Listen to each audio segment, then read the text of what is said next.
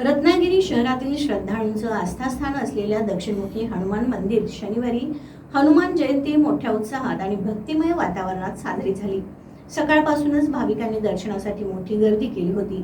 मंदिराला आकर्षक फुलांनी आणि दिव्यांनी सजवण्यात आलं होतं, ज्यामुळे मंदिराच्या सौंदर्यात अधिक भर पडली होती।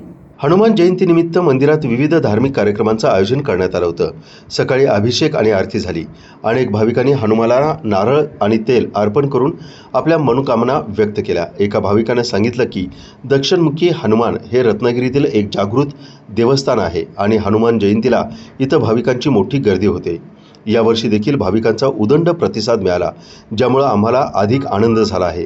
यावर्षी हनुमान जयंतीचा उत्साह सर्वत्र दिसून आला आणि दक्षिणमुखी हनुमान मंदिरातील कार्यक्रमांनी या उत्सवाला अधिक रंगत आणली।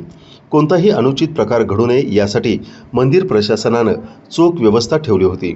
भाविकांनी देखील शांतता आणि भक्तिमय वातावरणात सर्व कार्यक्रमाचा आनंद घेतला।